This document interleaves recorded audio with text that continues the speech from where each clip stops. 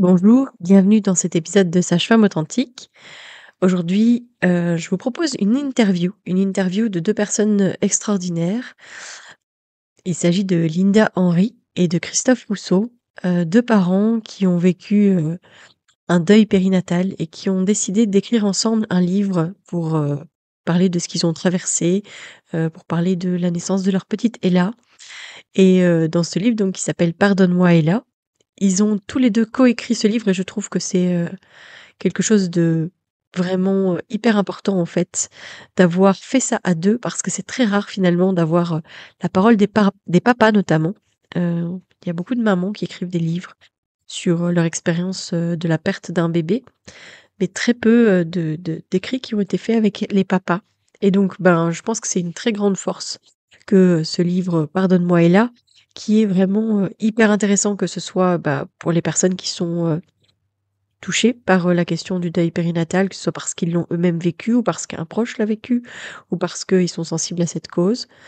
Mais aussi pour les professionnels, les sages-femmes, les gynécologues, les assistantes sociales, tous les gens qui vont graviter autour de ces parents endeuillés, de ces paranges et je pense que c'est vraiment un outil à mettre, entre beaucoup de mains et je suis ravie de pouvoir parler avec, Linda et Christophe aujourd'hui et pouvoir vous les présenter et présenter leur, bouquin que j'ai vraiment, beaucoup aimé, qui était vraiment, très complet et qui justement, offrait même, des informations très intéressantes pour les professionnels, mais aussi pour, les proches des parents endeuillés. Alors, j'ai choisi de développer ce sujet parce que le 15 octobre, c'est la journée internationale du deuil périnatal. Ça sera l'occasion de parler du deuil périnatal. Donc merci à Christophe et à Linda pour, cette interview très, très intéressante.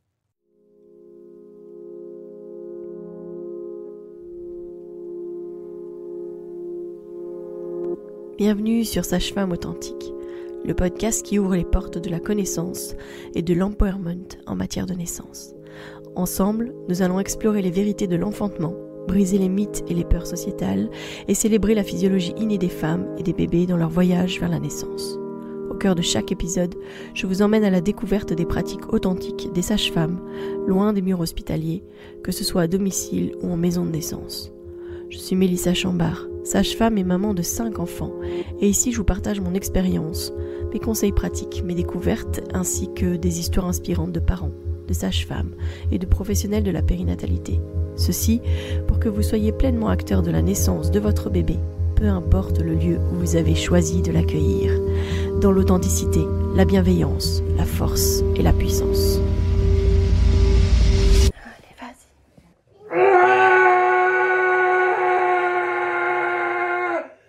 Donc voilà, je suis Linda Henry, de formation, alors je vais dire, je suis architecte d'intérieur, designer, et je me suis spécialisée dans la gestion de projet. Et je travaille depuis plus d'une dizaine d'années dans le milieu hospitalier, voilà, comme chef de projet.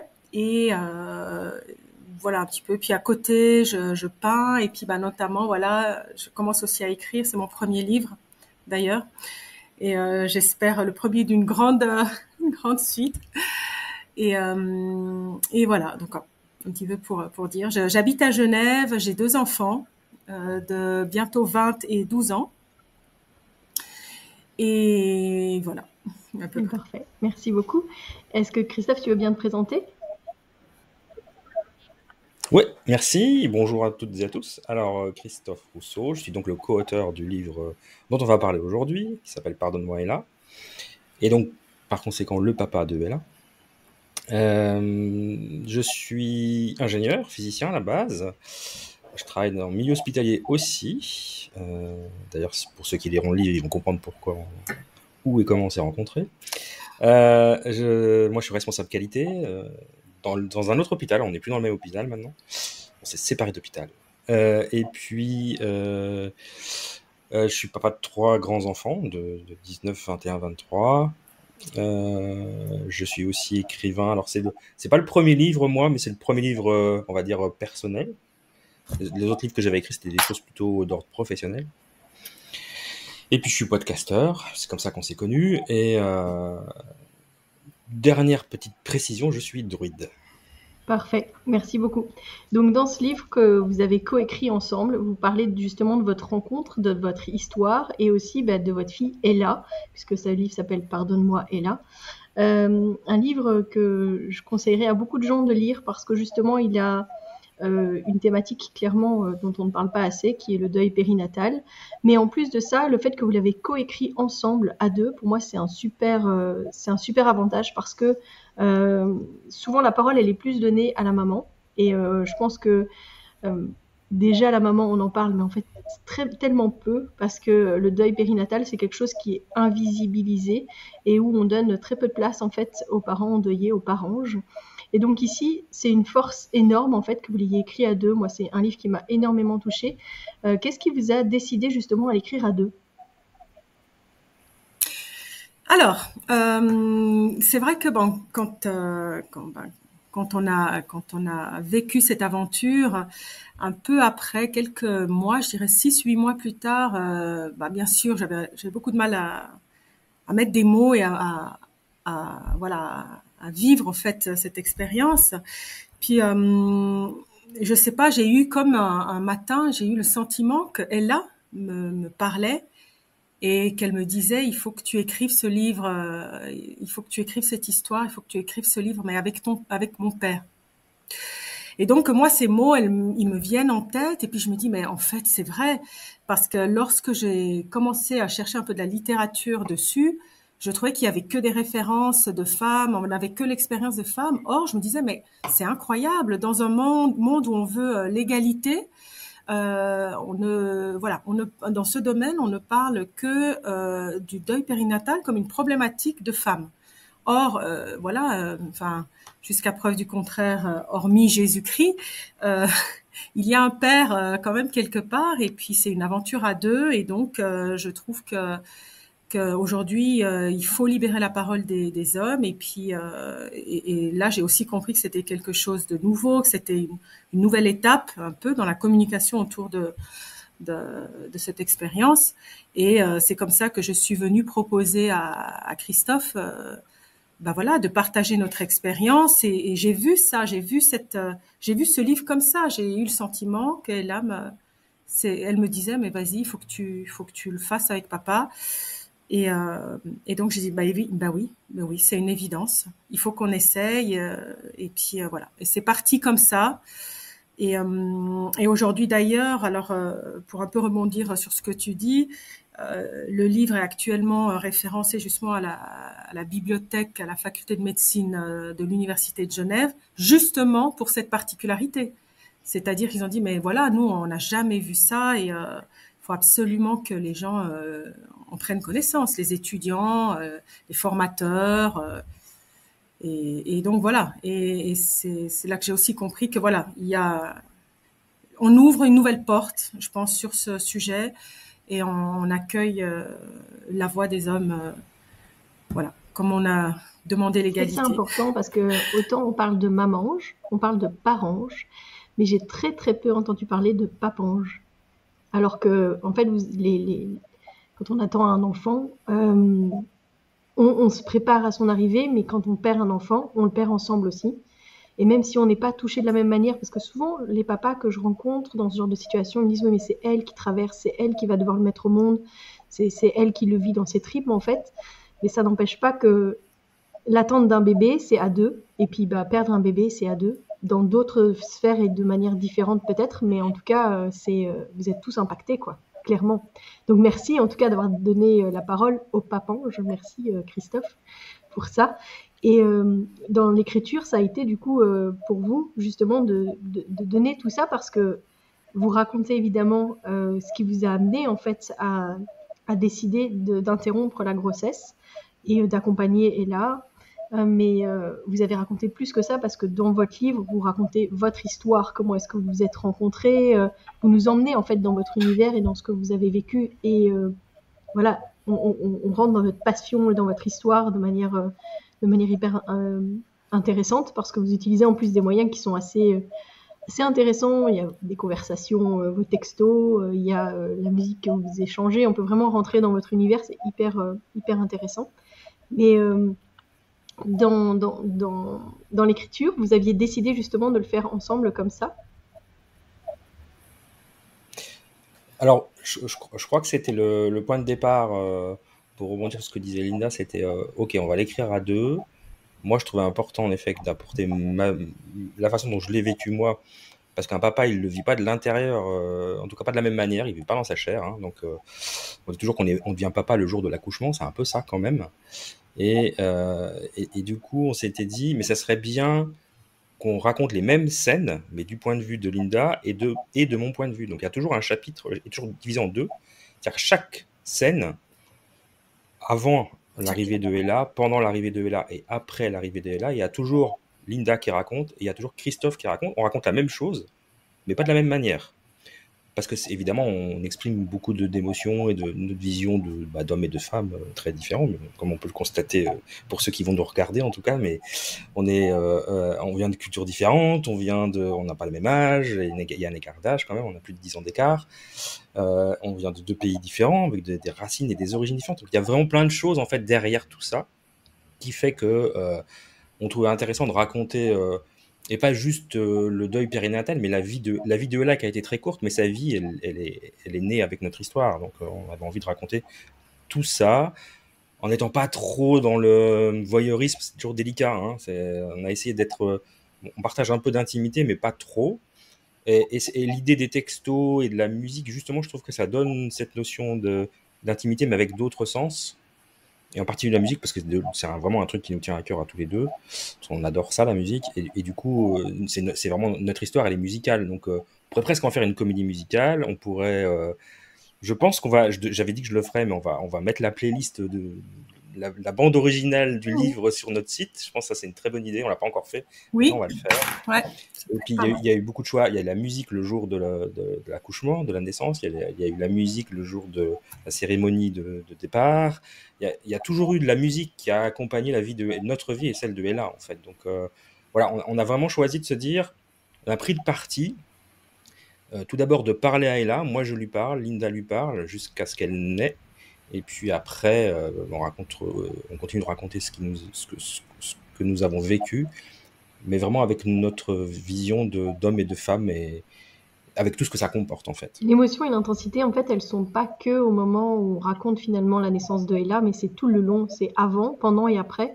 Justement, vous avez réussi à transporter dans vos cœurs, j'arrive pas trop à trouver les mots, mais moi j'avais vraiment l'impression d'être une petite souris qui observait votre histoire dans toutes ces sphères d'intensité et dans toutes les émotions que vous avez pu traverser.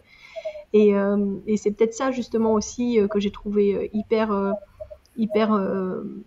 intime. Il y a des moments où j'avais l'impression j'étais toute près de Linda quand elle relâche cette lumière dans le ciel. J'étais tout près de Christophe quand il s'approche de Ella. Enfin voilà, j'ai trouvé ça hyper intime, hyper fort. Et votre livre, justement, il n'y a pas de tabou non plus. Je veux dire, oui, vous n'avez pas été voyeuriste, mais il n'y a pas non plus de tabou.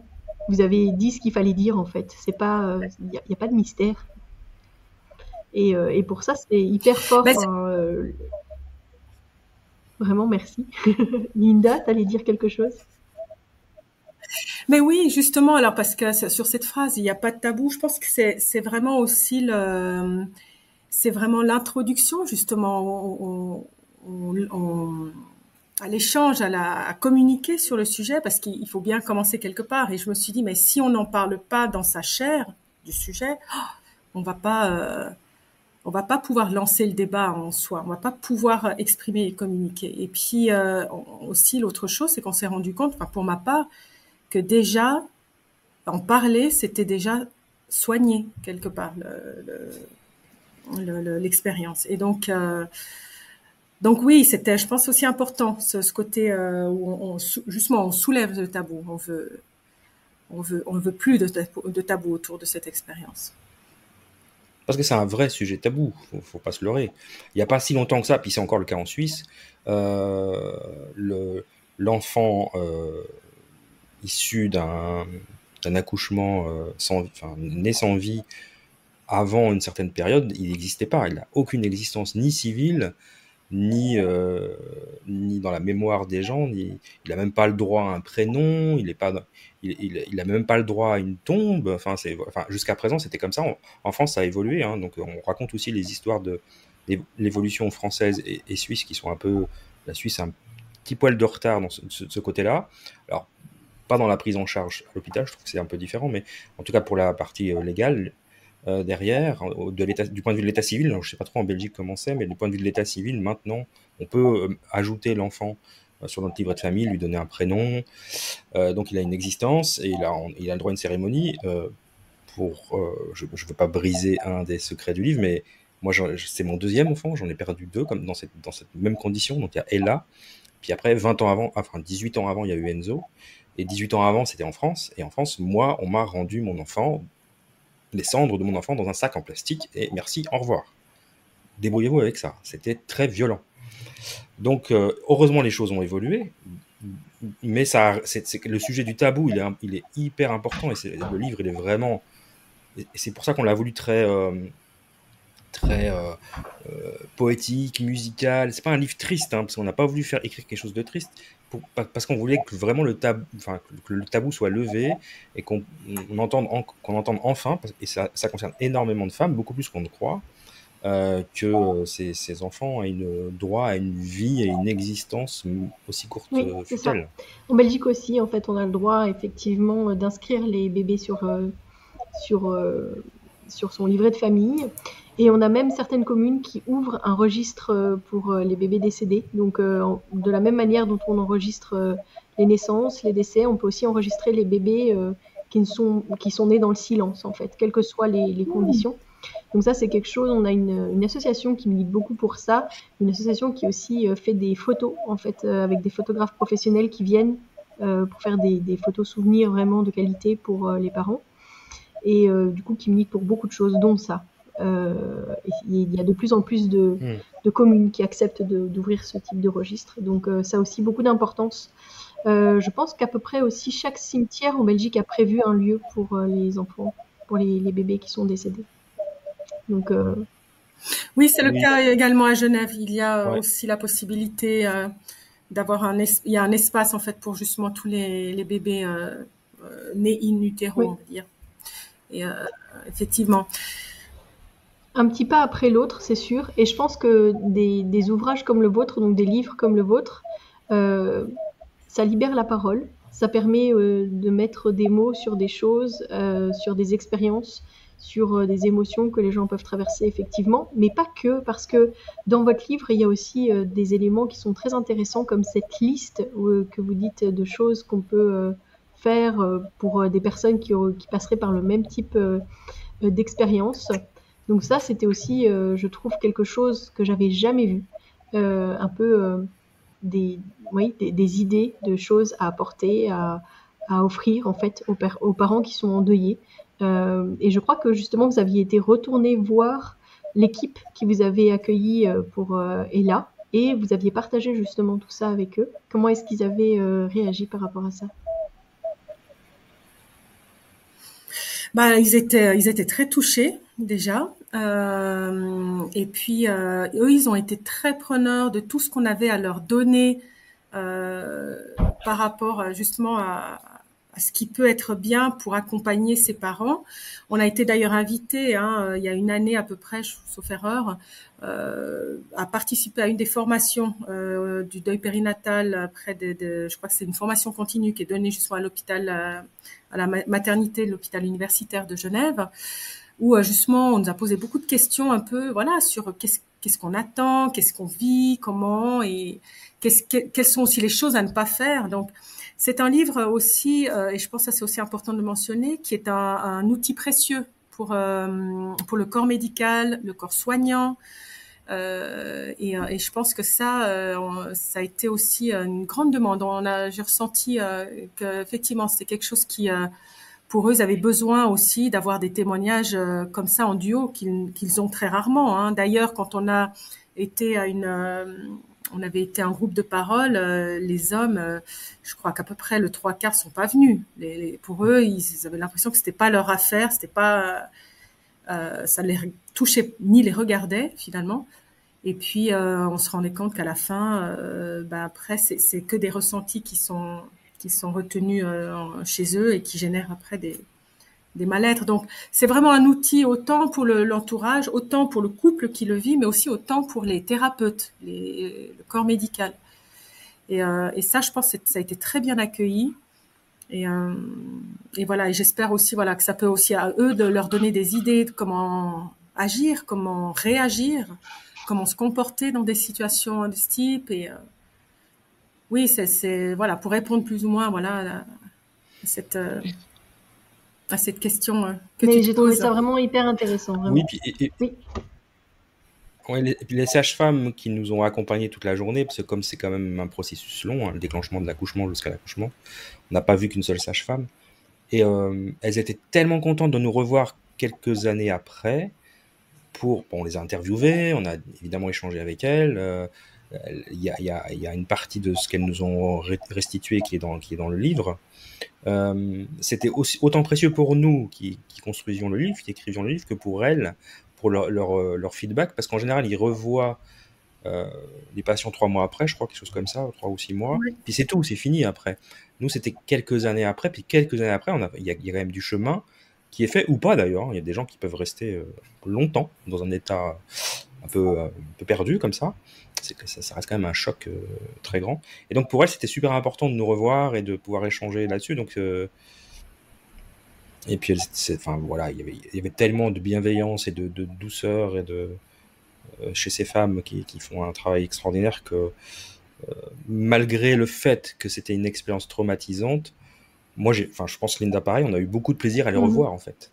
Je me rappelle le regard doux, bleu d'une des sages-femmes qui nous avait marqué. C'est drôle de revoir quelqu'un avec qui on a passé un moment de souffrance quand même difficile. On a perdu un enfant. De la revoir en étant heureux de la revoir en fait. oui.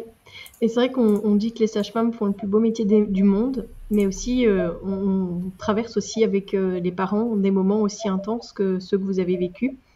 Mais je pense que toute l'humanité qu'on met aussi dans ces moments-là, c'est tout ce qui vous revient après, tout ce qui fait que en fait, vous l'avez vécu de manière sereine, humaine, loin de ta première expérience, visiblement aussi, Christophe, mais dans l'accompagnement pleinement, en fait, de ce que vous traversez, en reconnaissant ce que vous vivez, mais aussi avec la joie de vous voir après, parce que, évidemment, je pense que l'intensité et l'émotion, quelle qu'elle soit, elle nous lie aussi.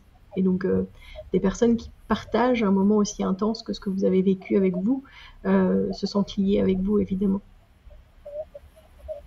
D'où l'émotion quand vous les retrouvez, ça c'est sûr. Il y a, voilà, j'ai mis longtemps en fait à comprendre quelle était la couverture du livre. Évidemment, c'est en le lisant que j'ai compris ce que c'était. Et puis après, j'ai compris aussi en fait que Linda t'avait mis ta touche personnelle en fait tout le long de ce livre, à travers des dessins de choses justement qui sont liées à Ella. Est-ce que tu peux me parler de ça? Oui, alors effectivement, donc déjà sur la couverture, c'est une de mes peintures. Parce que voilà, je suis artiste dans mes heures perdues. Et puis c'était une référence que j'avais.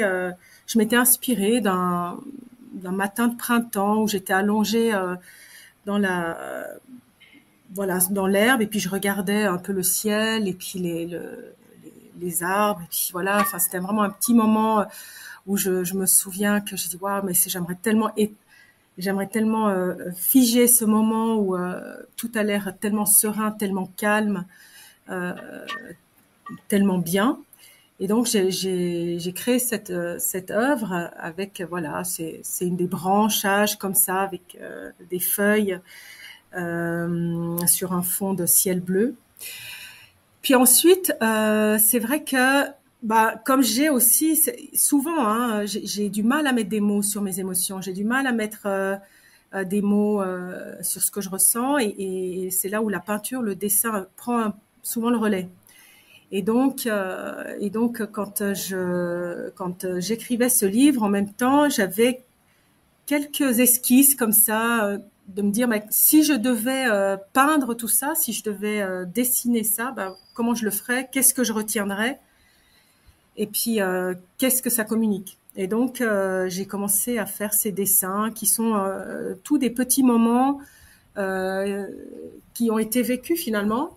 Par exemple, si je prends, alors je prends là par exemple dans ce petit dessin là, où c'est un papillon. En fait, il y a une association ici qui propose en fait à l'hôpital des petits paniers où ils mettent quelques éléments souvenirs en fait du bébé. Et c'est brodé je crois que c'est brodé par des vieilles dames justement. Et puis j'ai trouvé tellement délicat ce papillon qui a été brodé finement comme ça. Et du coup, je me suis mise à le dessiner typiquement. Là, par exemple, c'est un Playmobil. Alors, lorsqu'on a fait la crémation, hein, on dit comme ça. Oui, tout à fait. On avait décidé dans la boîte de mettre des objets que chacun des membres de la famille directe, hein, donc les enfants, chaque enfant et nous-mêmes, on met un objet qui accompagnerait Ella dans son voyage. Et puis, je me souviens que la petite, elle avait mis un de ses Playmobil préférés dedans pour accompagner sa petite sœur. Et je trouvais ça tellement chou que du coup, j'ai dessiné le Playmobil. Le Playmobil. Donc voilà, c'est plein de petits objets souvenirs, c'est plein de symboliques, c'est plein d'attaches, on va dire, à ces différents moments qui ont marqué l'expérience, que j'ai intégré comme ça, parce que c'est une de mes façons de communiquer. Mais en tout cas, je crois que c'était une belle réussite, que ce soit à travers le dessin, que ce soit à travers votre musique, et si jamais vous partagez la playlist de Ella, je pense que ce sera beaucoup plus facile que ce que j'ai dû faire moi.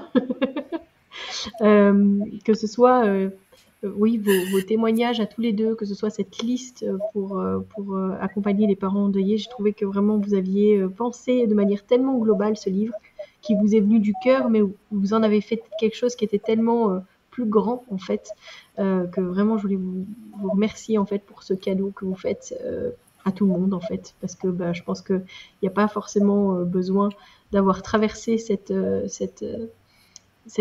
épreuve en fait, que celle de devoir dire au revoir à un de ces bébés, que pour pouvoir lire ce livre. Et puis en tant que professionnelle, en tout cas moi j'y ai trouvé encore beaucoup d'éléments très très intéressants, donc merci pour ça. Merci pour votre partage, votre authenticité aussi, parce que l'un comme l'autre, vous avez justement partagé ce que vous aviez sur le cœur, la manière dont vous l'avez vécu à chaque étape, et je pense que c'est ce qui fait qu'on se sent si proche en fait de vous. Moi j'avais grand hâte de te rencontrer, Linda, parce que voilà, en ayant lu ce bouquin, voilà, il y avait vraiment des moments où j'avais cette sensation d'être juste à côté de toi. Alors après c'est la sage-femme à l'intérieur de moi, mais j'avais justement cette envie de prendre soin. J'avais, enfin voilà, j'étais transportée en fait dans ce que vous viviez, et clairement je pense que toute l'authenticité que vous y avez mis fait que on ressent ça en lisant ce livre, donc vraiment merci pour ça. De rien, c'est un plaisir en tout cas, et effectivement j'espère vraiment que ça peut aider voilà, tous ces publics hein, finalement qui sont touchés de près ou de loin, hein, les amis, la famille, les médecins, les gynécologues, enfin voilà quoi, pour moi c'était vraiment aussi ça l'objectif, c'est ok, je pense qu'on peut encore faire mieux, on peut encore en parler, on peut faire évoluer, on peut briser les tabous, et puis amener ça vraiment franchement sur la table, bien sûr avec toute la délicatesse que ça nécessite, mais voilà, je suis très heureuse aussi de t'entendre, et puis de me dire que voilà, visiblement c'est quelque chose qui peut aider. Vraiment, c'est un livre d'utilité publique, vraiment. Mais merci infiniment à toi. Et puis, je suis vraiment aussi, ça me touche aussi de voir que, voilà, on commence à s'intéresser à ça. Le fait maintenant qu'une sage-femme, une professionnelle comme toi, vienne aussi poser ces questions très pertinentes, très précises sur des aspects qui, j'imagine au quotidien, peut-être pas au quotidien que tu as des deuils périnatales à gérer, mais qui me reflète vraiment le côté professionnel aussi de la chose. Moi, je pense, c'est aussi très très intéressant. Et là, c'est un beau partage, je pense, parce que j'imagine ce podcast, il sera écouté par les professionnels comme toi. Et ça, je pense que c'est très très précieux. Le deuil périnatal, malheureusement, on y est confronté. Tu vois, on a encore une maman là qui a perdu un petit bébé il y a quelques semaines. La seule chose, c'est que du coup, nous, c'est dans l'accompagnement qu'on leur propose après. Parce que, si tu veux, ce que vous avez vécu, c'est une chose qui, en fait, après, c'est aussi tout l'accompagnement auquel on a le droit après. Et ça, c'est vrai que je t'ai pas demandé, mais on t'a accompagné après, chez toi. Est-ce qu'il y a des sages-femmes qui sont venues chez toi? Non. Non, alors là, j'ai eu un énorme moment de solitude, ça c'est vrai. Je l'ai même pas mentionné, mais c'est vrai que ça a été un très long moment de solitude parce qu'évidemment chacun avait sa vie et la vie reprenait son cours pour tout le monde. Et moi, je me retrouvais dans ma chambre un peu seule avec avec des mouvements fantômes dans le ventre. De l'angoisse, de tout le vécu, puis d'essayer juste de me concentrer à aller mieux, alors que j'étais vraiment pas rassurée, c'est vrai. Et ça, je pense, c'est très juste, hein, ce que tu dis. On se retrouve seul après coup, puis ouais, c'est très dur. C'est très dur. Qui sont venus te voir à la maison. Parce que ce que vous avez vécu, c'était, comme tu disais, c'est un accouchement, c'est une naissance, etc. Mais c'est aussi un postpartum après, quoi. Et donc, l'intensité, elle est aussi à ce moment-là. Et tu avais le droit aussi à un accompagnement. Enfin, j'imagine, en fait, en Belgique, en tout cas, on y a le droit, mais c'est déjà pas si connu que ça.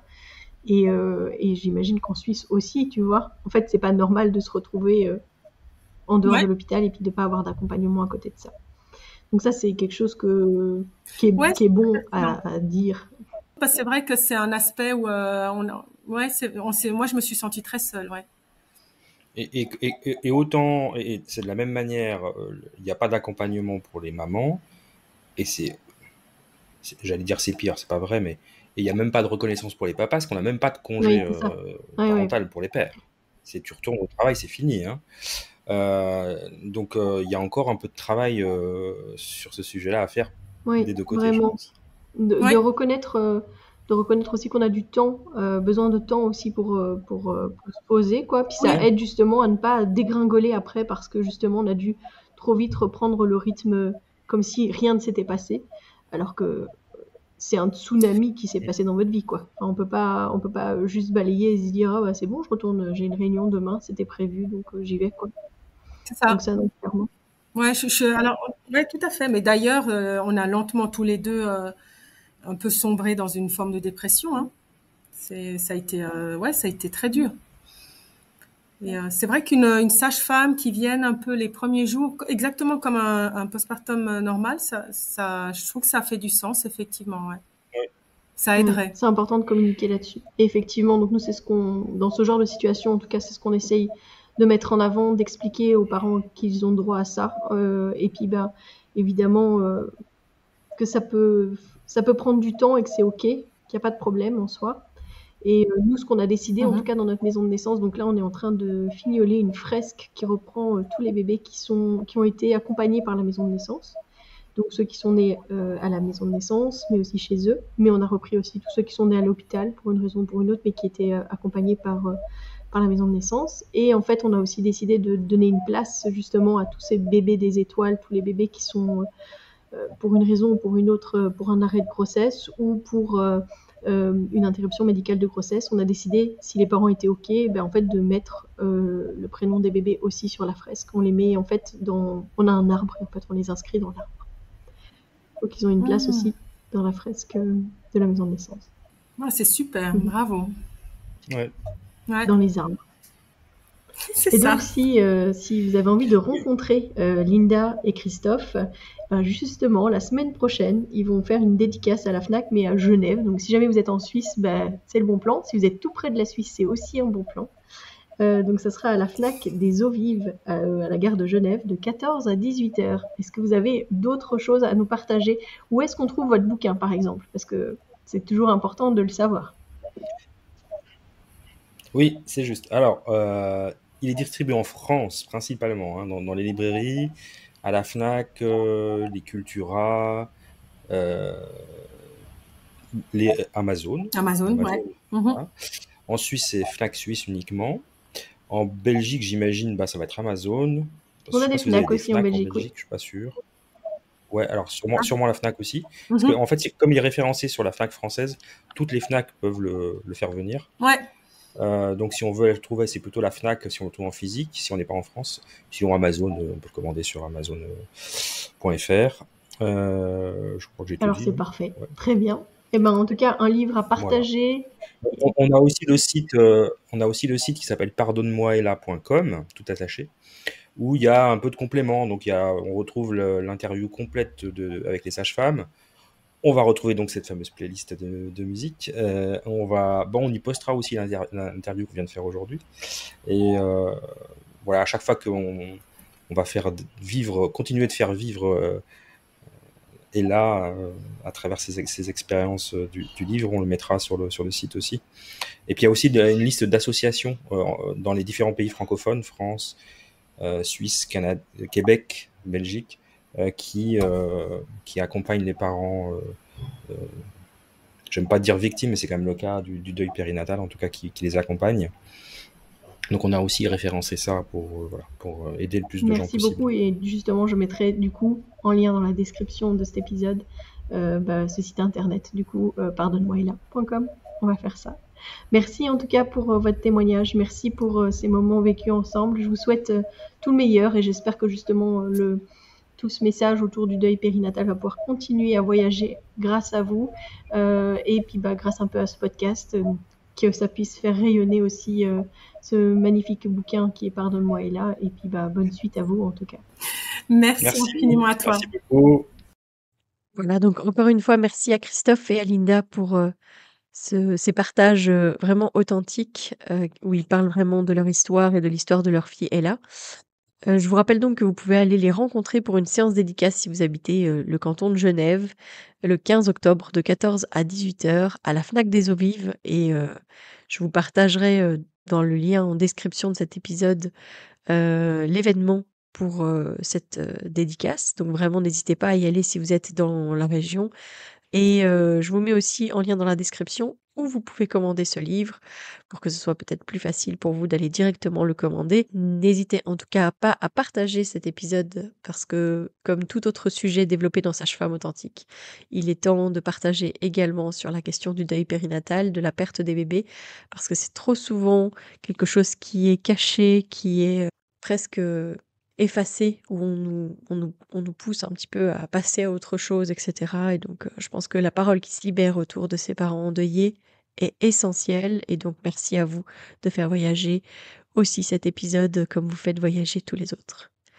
Je vous donne rendez-vous mercredi. D'ici là, portez-vous bien.